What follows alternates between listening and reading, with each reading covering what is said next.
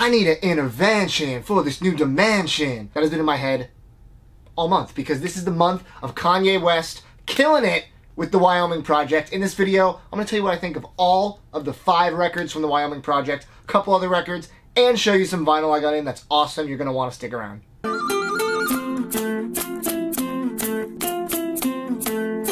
Alright, it's the B-side for June 2018, and this month there have been a lot of albums to digest, mostly produced by Kanye West, so you know I've been busy listening. I've had some time to form some thoughts, and I'm going to share with you my thoughts on those albums right now. First up, at the end of last month, he dropped Pusha T's album Daytona. This is a straightforward banger rap album. I love it, front to back. All of these projects are super easy to digest.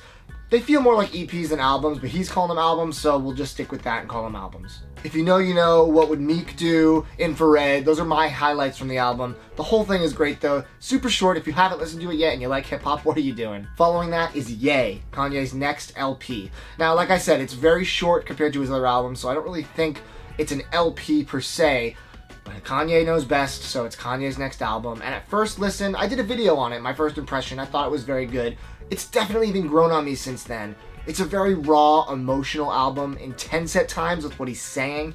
The production is top-notch as usual, and it's a really nice thing to listen to front to back. It's kind of hard to pick tracks out, except for Ghost Town, which might be the song of the summer, maybe song of the year, I don't know. 070 Shake is definitely becoming a major name, getting a seat at the table with all the stuff that Kanye's doing with all these projects. But yeah, the album is great. I really enjoyed Ye, but the shining star of this was Kids See Ghosts, the Kanye West Kid Cudi collab that we've all been waiting for a very long time. Definitely was a success.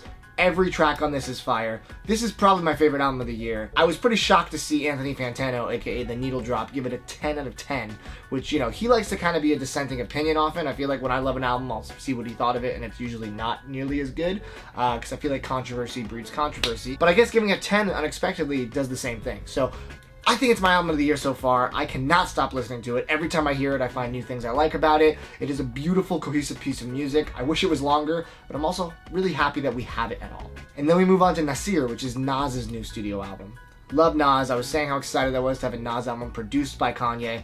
I'm shocked that critics are kind of giving it bad reviews and saying all these negative things about it. I love it. Personally, I don't know. It's not Illmatic. It's not Stillmatic. It's not going to be nearly that influential or, you know, unique as those albums were, because that was like 20 years ago. Nas was a completely different person than he is now. He's had incredible success. He's not trying to hustle in the way that he used to in terms of his lyrics and, you know, what the messages of his songs are about. But he does get conspiracy theory on this album. He does get political. And overall, the beats are the shining star of the album. They really take it to the next level. Adam and Eve, Bonjour, Cop Shot the Kid, everything about those songs just resonate with me as some of the best hip-hop songs I've heard all year. Sure, it's not as good as his early stuff, but Nas doesn't really put out bad albums, and Nasir is proof. And then Teyana Taylor released KTSE, Keep That Same Energy. Wasn't sure what to expect, didn't know Teyana Taylor that well. Wasn't sure what to expect, didn't know Teyana Taylor that well. I do love a good R&B album though, and this delivered. Now, it was a botched release in the sense of apparently it wasn't finished. It was missing a lot of things that were promised, like a Lauryn Hill interlude that I was really excited for. And I think there's going to be a further fleshed out album coming later. I don't really know the details.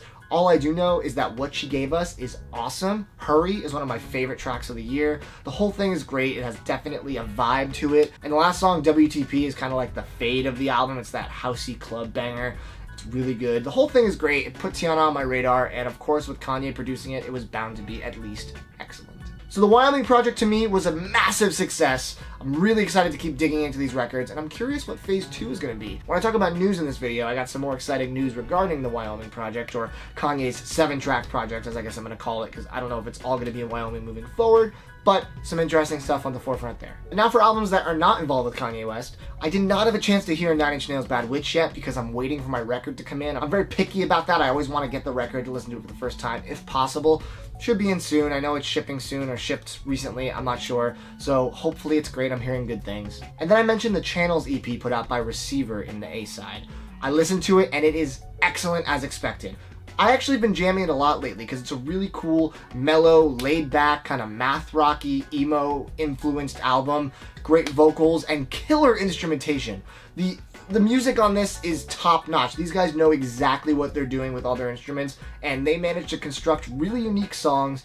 Every track on the EP has its own presence and is needed. Nothing feels like filler. I'm really excited to see where these guys go. If you guys like kind of a emo-ish, but math rocky, a little jazzy, a little proggy, definitely check out the channel's EP. I'm gonna link to it in the description. Good work, guys. And then Father John Misty, God's Favorite Customer. I did get the loser edition with these additional metallic teardrops. How emo of you, Mr. Tillman. And the color is really cool. It's actually, everything he does is ironic. I opened this, and at first he tricked me for like a half second, because, first of all, the color of the record is beautiful. It's this purple, wispy, translucent. But on the front, the label says test pressing, and it has like a sticker showing that it's like a test pressing, and that's just the style he went with for the label. It is not a test pressing, they all look like that. But for like a split second, I thought that I won some kind of contest or something. Damn you, Misty. What was your reaction? But I will say this, I was not enamored by this album on first listen. I've only given it one listen.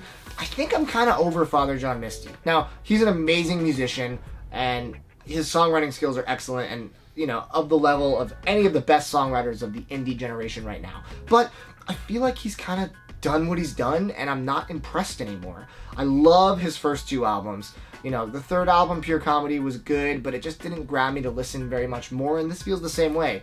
Beautiful piano pieces, excellent lyricism, but I don't really feel the need to go back. It all kind of felt the same to me on one listen. I'm gonna have to dive in deeper. I know people are really giving this a lot of praise, but for me, I think I might be over Father John Misty. Now let's talk news real quick. First up, something was announced last night that is mind-blowing and gets me so amped for the hip-hop landscape moving forward.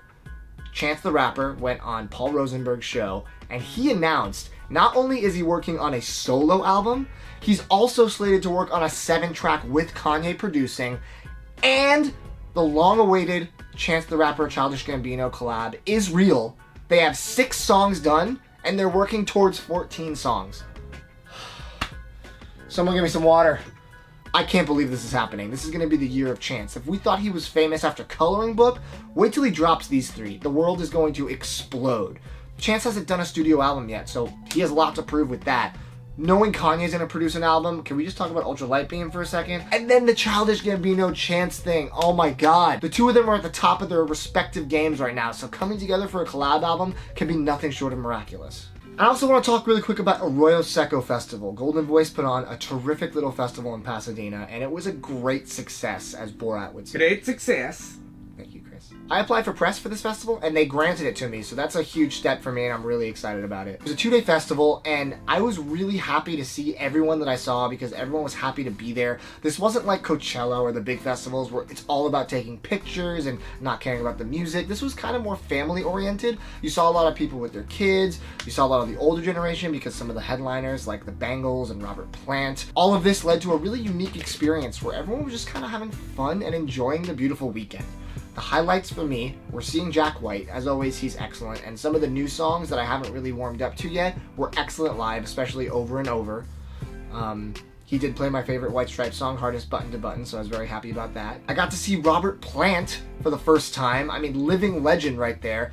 I really liked his new stuff too. I really got to listen to that new album. I kind of haven't given it the chance that I should, and live that material is really tribal and really interesting. But most importantly, I got to hear him do Going to California in California, which is one of my favorite songs, one of the best Led Zeppelin songs in my opinion. And just hearing him do that live was a very magical experience. Third Eye Blind was good as always. Really enjoyed their set. Always a high energy, fun, nostalgic time. And then the person that stole the whole weekend was Alanis Morissette. She did 10 songs, and I like Alanis. I love Jagged Little Pill, but you forget how many hits she really had over that time period. And there's a lot of them. The entire 10-song set played out like a greatest hits. The audience was singing along. She was super happy to be there. Her voice sounded great. She killed it. Let's talk about a couple records, shall we? The Deluxe Damien Rice O came in. This is one of my favorite albums. This album was not on vinyl until this year, and that is a tragedy because it is meant for vinyl. It's beautiful songwriting. It's heartbreaking, it's orchestral, it's acoustic. It has everything you need to sound great on vinyl, and for some reason just never had a pressing. So they did a giant deluxe version, limited to 1,000, and I was able to luckily grab it before it sold out. The back has this really nice, or the back and front both have this really nice kind of like textured track listing, and on the inside, They have some really cool pages to flip through showing off each of the songs. Nice art related to them. And then on the bottom it is numbered. I have number 432 out of 1,000. And I will say this is one of the best sounding pressings in my whole collection, which is great. If they made it look good and it didn't sound good, that would have been really bad, but this sounds miraculous. It really does come through on vinyl. They definitely mastered it for vinyl. It sounds different than the CD, than the digital, and it does this album justice. So I think that the standard pressing might be the same discs, I'm not sure. Either way, I would say make sure to grab this before it goes out of print. Not this version, but the standard version, because this is a must-have for anyone's vinyl collection. Now I want to give some love to one of my favorite overseas labels, Elusive Sound. I've shown off 2 of their records in the past. They have another one out right now that is definitely worthy of praise. Requiem by Silent Whale Becomes a Dream. Man, these guys don't know how to put out a product that is less than stellar in terms of packaging, sound quality, visual, everything about it. So this album is an avant-garde, shoegazy, black metal-y, heavy album. It has its moments of ambience, but I would say it is more heavy than not across the board. As you guys know, I'm kind of picky about my heavy music, and this definitely fits into the category of what I like. It has elements of post-rock, maybe more along the mono type post-rock stuff, where it has that kind of sound to it at times, but it definitely carves its own path. I really like this album. It's good to kind of get lost in. It's really good background music despite being very loud. And I will say that, as always, they do incredible variants. This is limited to, I believe, 50. Both sides are slightly different, but it's this really crazy, it looks unbelievable under light as well. This kind of translucent splatter, color and color type situation they have going on here. Visually, they always are stunners. Sonically, they always impress. And this is a label that I'm going to be following until they stop putting out releases, which I hope they never do, because everything has been great, and they're all pieces of my collection that I'm truly proud to own, because they're art pieces. They're art pieces from the sound all the way through the visual. So yeah, Elusive Sound, you did it again. Good job, guys. Then I want to give a shout out to Vinyl Me Please. They put out some really good records recently. They released some albums from my boy Doom. As you guys know, I love Doom. He's right there. First up, they did a reissue of Born Like This, which is one of Doom's more recent albums, and a lot of people give him flack for it and say it's not as good as his early stuff. To that, I say, you're wrong. This is a great album. My favorite track is Gazillionaire, but the whole thing is just great. I mean, it's Doom being Doom, and I love this album. It's a mature version of his earlier, better output, but I really like it. And the packaging for this is always nice. It has this kind of debossed front, and this foil tinged back, and they hand numbered these. I have number 251. Vinyl Me Please always does a really good job with their special editions, and as the mask on the front is gold, of course they had to make gold records for it. So this is the first colored variant for Born Like This, and I'm really glad to grab it before it sells out, and then it'll be really hard to find down the road because people love Doom stuff, especially collectible Doom stuff. Unfortunately, I have not had time to spin this one yet. It's up on my to spin list very soon, but this was their rap album of the month. Vinyl Me Please has added a rap subscription where every month they're putting out something interesting from the hip-hop scene. Most of the months have been complete hits, starting with Telephone by No Name, and then I know next month they're doing Open Mike Eagle, which is excellent, but this month they decided to do MF Doom and give this Food, which is maybe his best album, tied with Victor Vaughn, Vaudeville Villain. They gave this its first ever colored vinyl pressing. Now this is at a tumultuous past on vinyl. The original pressing is the original pressing and it's fine, but all the subsequent pressings had some issues. It flipped 2 tracks around, and Cookies had the beat change because they couldn't clear the sample again. Unfortunately, the sample issue is prevalent in this version, but I did hear that the track list has been remedied for this, which is great. I have to listen to confirm myself, but that is what I read. Really nice gatefold. I don't know if the original is a gatefold, but I just love the art from the Food sessions. Really weird stuff, like this anime-looking MF Doom on the back, pouring something into gumbo. It's like hot sauce. Looks more devious than hot sauce. So they managed to go with the white and green lettering from the logo, which is a good touch. So disc 1 is green, and disc 2 is white. So nice touch there. They also included this stencil. I don't know if I'm going to use this, but cool touch. This is an album everyone needs in their collection.